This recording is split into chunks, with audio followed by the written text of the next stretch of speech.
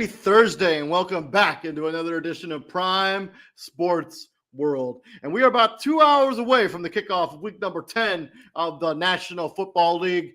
If you like what we're doing here at Prime Sports World, please like, share, and subscribe to the podcast. I'm, of course, your host, David On Point Huppman. We are unable to be on Facebook right now due to some limitations on StreamYard, but we're over there on the YouTube. So if you have any questions or any comments, please drop those down in the comments section. I will go through them as we go through the show and answer any questions you may have. But on today's episode, we're going to give you our Week 10 fantasy football rankings. We are also going to talk a little bit about the trade deadline that went down a couple days ago, and we're going to talk about some notable injuries in week number 9 that will impact your fantasy team in week number 10. But yeah, as I mentioned, David On Point Huppman, thank you very much for joining us. This is Prime Sports World, and so please like, share, and subscribe to the podcast. I would be very, very appreciative of your continued support. Let's get into it. Let's talk about the NFL trade deadline. Let's talk about if any of these moves are anything that we have to worry about when it comes to fantasy. So Jacoby Myers going from the Las Vegas Raiders to the Jacksonville Jaguars. In a sense, because Brian Thomas Jr. and Travis Hunter are dealing with some injuries, he's probably going to be pass catching option number 1 this week again for the Jacksonville Jaguars, which does increase his value in fantasy. So look for just look for, Trevor Lawrence to be looking for Jacoby Myers kind of a lot, at least in the first matchup, as they look to go up against the Houston Texans, I do believe, in their first week in this matchup this particular weekend. In Houston against the Texans. Next one, Rashid Shaheed going up against the Seattle Seahawks. I do not think this hurts JSN's value whatsoever, but if you're one of those people that owns a Cooper Kupp, I do think it does hurt Cooper Kupp's value a little bit in fantasy. Because, this is the guy that's going to be taking the top off the defense. He's going to be that flyer. I think it does wonders for his value. If you're looking for a guy with like a late season flyer that's going to keep on your roster, playing bye weeks as we go down the stretch here, Rashid Shaheed, especially in the passing, an offense is going to pass the football a ton. Rashid Shaheed, I think, is somebody that is a must own in all formats in fantasy. Maybe not in PPR, but in standard scoring, you got to own Rashid Shaheed. I think he's going to be awesome going on the stretch here in week number 10 and beyond. And then Trevor Penning going from the New Orleans Saints to the Los Angeles Chargers. Obviously, he's not a fantasy football player. You don't own offensive linemen in your fantasy football. But I do think it has helped the Chargers. I mean, they needed to do something in offensive line. Joel down. Man, I can never remember the other guy's name. It always seems to escape me. He got injured in the preseason. But, I mean, Trevor Penning wasn't good in New Orleans at the offensive tackle position, so now they're going to have him play offensive tackle for the Chargers. It's fine. It is what it is. And then moving on from there, let's talk about notable Week 10 injuries. Let's first talk about, unfortunately, we have 2 players that are done for the season. Jaden Daniels obviously dislocated that elbow, not going to play again this season. If you're looking for somebody, I know this episode should probably go out sooner where we talk about this kind of stuff, but if you're looking for somebody, just if you had Jaden Daniels, like our good friend Andy Collins, who had Jaden Daniels on his roster, this is some guys that you could possibly look to kind of fill that gap. Obviously, they're not going to give you Jaden Daniels kind of production, but they're good options, I guess. Marcus Mariota becomes the immediate starter there for the Washington Commanders. Trevor Lawrence has sneaky fantasy value as long as he continues to rush and getting rushing touchdowns. I think he had 2 last week for the Jacksonville Jaguars against the Las Vegas Raiders. His fantasy value has kind of been decent so far this season. And then Justin Fields, he's very, very hit or miss. He has some weeks where he looks awesome, other weeks where he makes you want to throw your hair out. Justin Fields at times has been very good in fantasy. And then J.J. McCarthy was very good against the Detroit Lions in his return to action after missing several weeks with that injury. I think that's something he can hopefully build on with his rapport there with, Jordan Addison, obviously Justin Jefferson, and TJ Hawkinson at the tight end position. And then I got Jalen Naylor too for a bunch of weapons there for JJ McCarthy. Look for he can build on that success he had this most recent week. And then unfortunately, who was having a bit of a breaking out season, Tucker Kraft tore his ACL in that game against the Carolina Panthers. He plays for the Green Bay Packers, if you don't already know. If you're looking for some options to replace him, I imagine Alrendi Gadsden is already owned in most formats in most fantasy leagues. So he's probably not available. You can just pick up and start and own for the remainder of the league, the remainder of the season. But he would be the guy that I would be targeting as my number one priority when it came to the tight end position, and who I would be wanting to replace Tucker Kraft with, if he's still available in free agency, which I don't know. But his immediate replacement comes Luke Musgrave. He was like a second-round pick a couple seasons ago in the same draft where the Packers did take Tucker Kraft. Tucker Kraft just emerged as a better football player.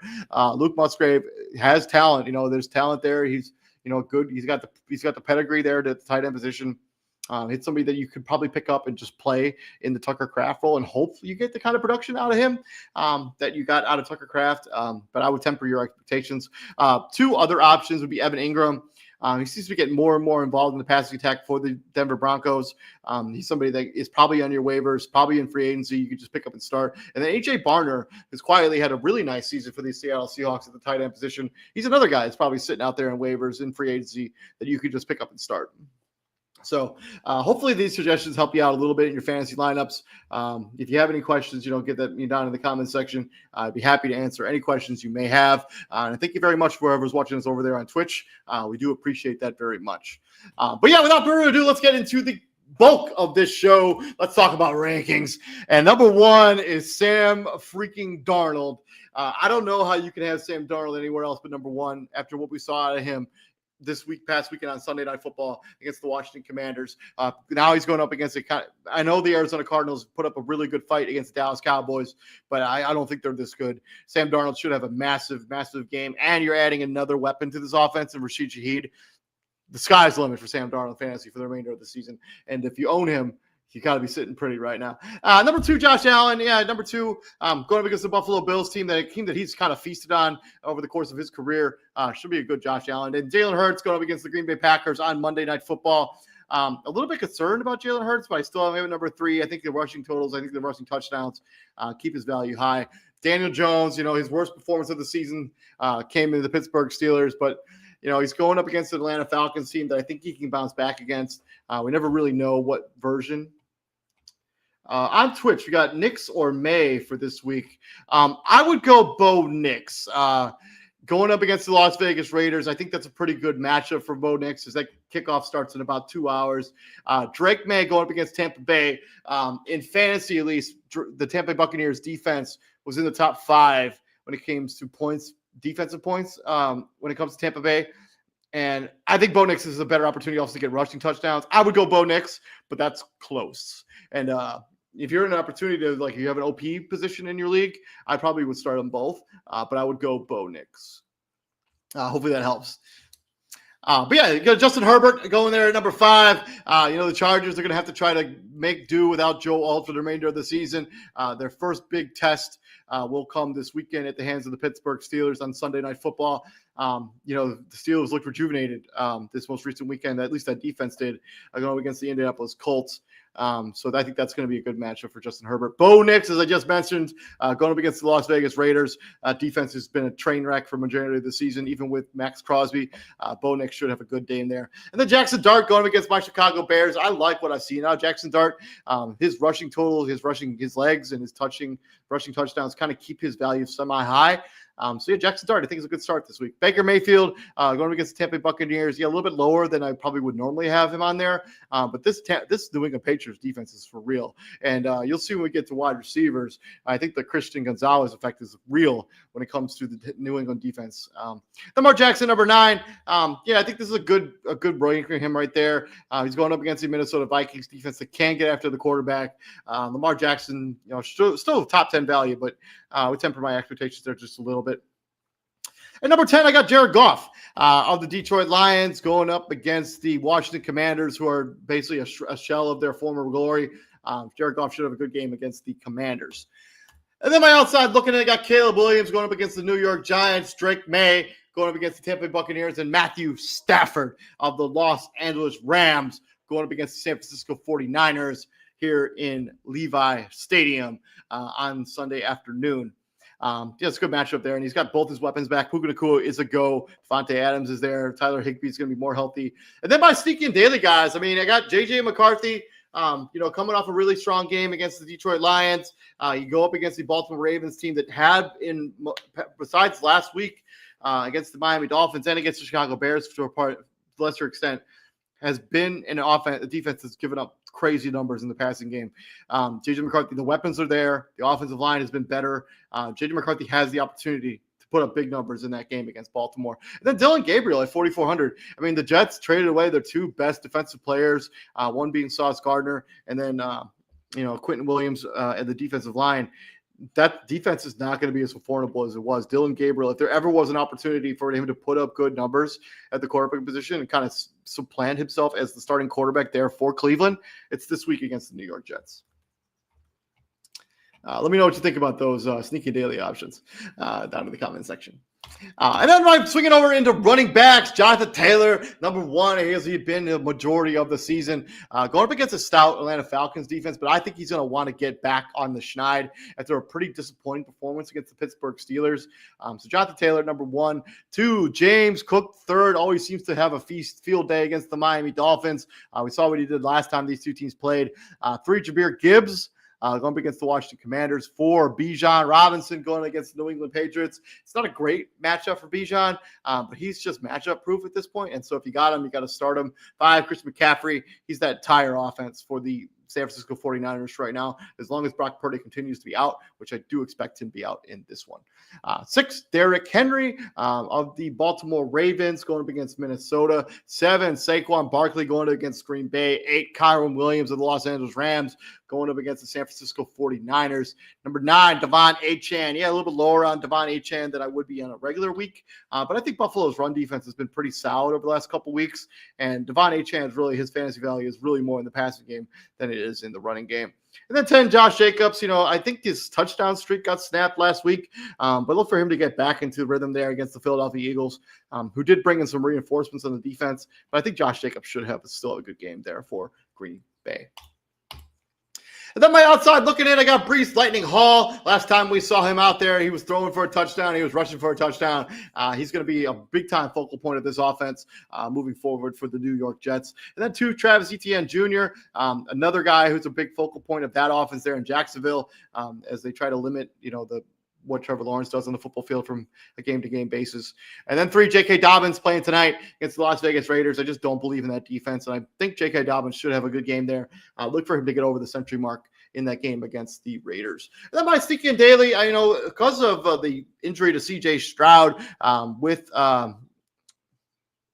Davis Mills getting the start for the Houston Texans, I think Woody Marks is going to get a lot of touches, either in the backfield as a running back or just getting carries straight as the running back, 5,100. And then Devin Singletary, interestingly enough, last week, he actually out-touched and out-snapped Tyron Tracy Jr. In that game against the Denver Broncos at 4,300 for Devin Singletary. I think that's pretty good value for a guy who could be running back one in an offense that could have a good day against a Bears run defense that has been suspect so far this season at times.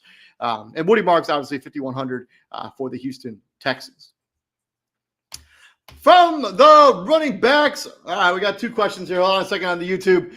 Thank you very much, Bryans, for checking us out here. Trey Tucker or Kincaid in a PPR flex. He just dropped Cup for Tucker. I like adding Trey Tucker just because Jacoby Myers is no longer there.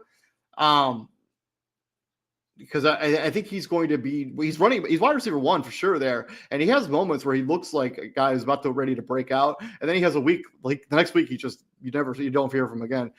With that being said, I still would go Dalton Kincaid. I think Dalton Kincaid is playing in a better offense with Buffalo. I also think that matchup is better for Dalton Kincaid. Denver is a tough defense. Like they're as good as the no-fly zone from a few years ago. I would go Dalton Kincaid. I wouldn't pick up Alec Pierce or Christian Watson. I got to see it out of Christian Watson before I'm even willing to. I own him in a really deep league, a 16-team league.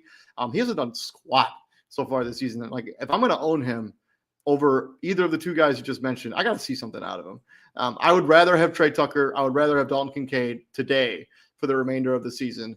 But today, if you're starting somebody you got to play this week, I would go Kincaid. Not close.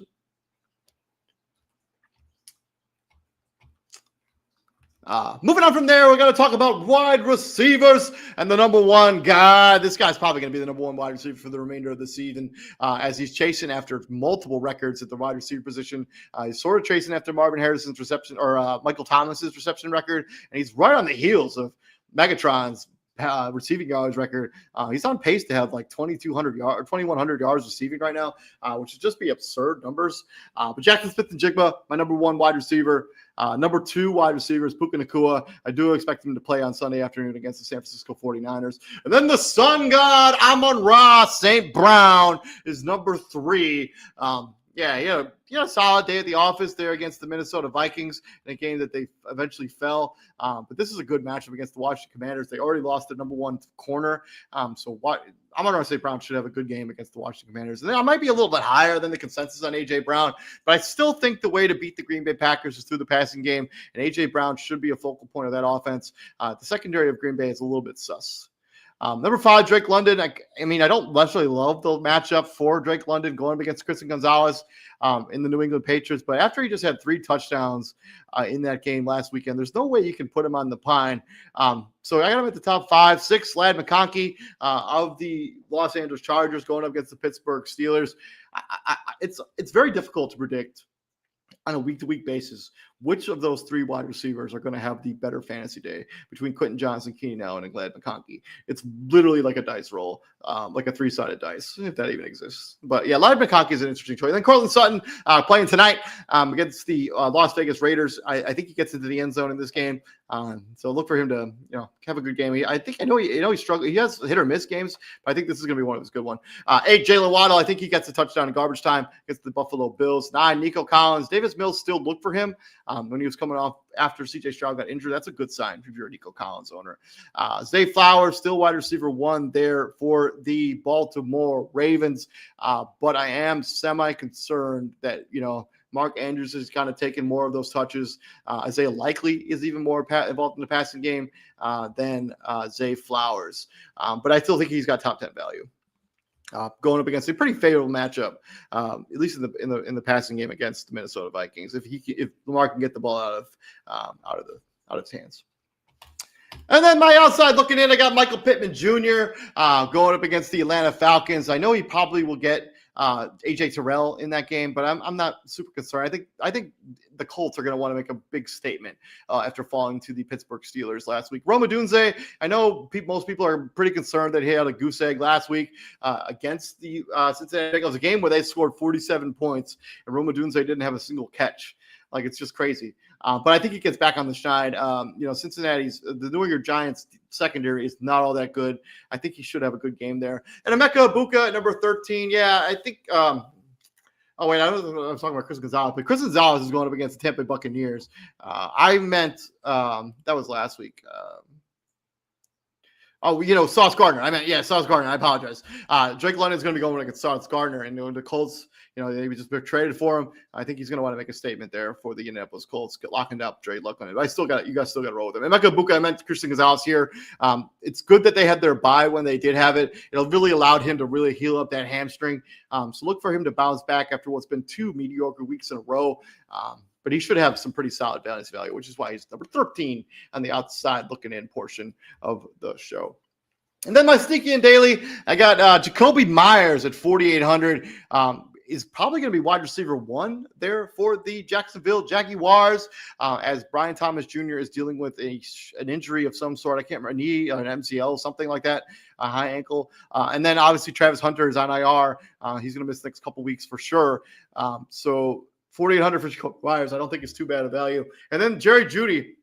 I know it's been a super down season for Jerry Jeudy at 3,900. But we just talked about with the Jets. They just traded away their best corner and their best defensive player. If there ever was a weekend for Dillon Gabriel and Jerry Jeudy to kind of get right, it's this week. I think you roll the dice with Jerry Jeudy. This is the kind of the week. What do you got to lose? 3,900 is really cheap. You can bolster your roster up other places if you're playing daily. 3,900, for Jerry Jeudy. From the wide receivers to our bulkier pass catchers, them tight ends, and Brock Bowers came back with the style and emphatic, hey, I'm still number 1 tight end in fantasy. He had 3 touchdowns in that game against the Jacksonville Jaguars, and he virtually was unguardable for majority of that game. And Brock Bowers was just a man-child. He may have been the number 1 scorer in fantasy last week. I have not checked that yet, but we're going to get to that later. Don't you worry. And then number 2, Tyler Warren, just does everything for the Colts. Just kind of the just a do it all, be all tight end. Same thing with Trey McBride. With Jacoby Brissett, it seems to really have a rapport there with Trey McBride. So I like them going forward. And as long as Jacoby Brissett's going to be the starter, I think the passing game for the Arizona Cardinals will be improved. And then Arante Gadsden of the Los Angeles Chargers. I just think that he's become kind of Justin Herbert's escape valve guy. The check down, he's been awesome the last 3 or 4 weeks. So he's a must start in all formats. And then you see I got Dalton Kincaid right there coming off a massive game against the Kansas City Chiefs. One where he had a really long touchdown, but he's just so involved in the passing attack. You have to start it if you own him. You probably don't have a better option.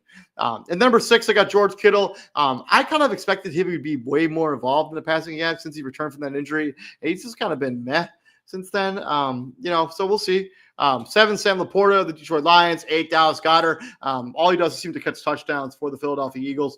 Look for him to get into the end zone against the Green Bay Packers on Monday Night Football. And then the coming up party for Colston Loveland was this past weekend, where he had 2 touchdowns, including the game winner for my Chicago Bears.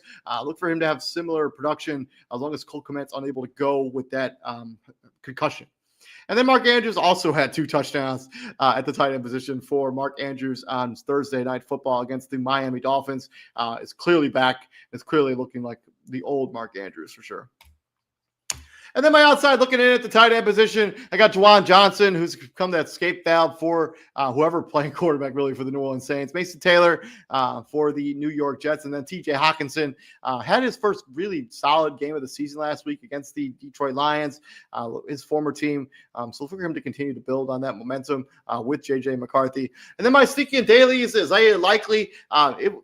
Pretty sure, don't quote me on this, but I'm pretty sure Isaiah Likely and Lamar Jackson played their first 2 games together this season last weekend. Because Isaiah Likely started the season on IR and Lamar Jackson started the season on IR. Didn't start the season, but he was on the season after Isaiah Likely returned. Got 9 fantasy points out of Isaiah Likely last week in PPR scoring. That's 2,100 points in fantasy. So I think you roll the dice with Isaiah Likely. And then to the other side of the football, I just realized I didn't change any of these in-between graphics. Oh, well. From there, we got the other side of the football. We got the defensive rankings. Let's talk a little bit about that. Number 1 is the Denver Broncos playing tonight against the Las Vegas Raiders. I know Geno Smith put up crazy fantasy numbers last week, but I don't think that'll be the case against Denver. That's going to be a tough matchup for the Las Vegas Raiders. Lions going up against Marcus Mariota and the Washington Commanders. The Seattle Seahawks going up against the Arizona Cardinals. I think that's a good match for that defense that's been cooking on all cylinders. For the Carolina Panthers going up against New Orleans Saints and Tyler Shook. The Jacksonville Jaguars going up against Davis Mills and the Houston Texans.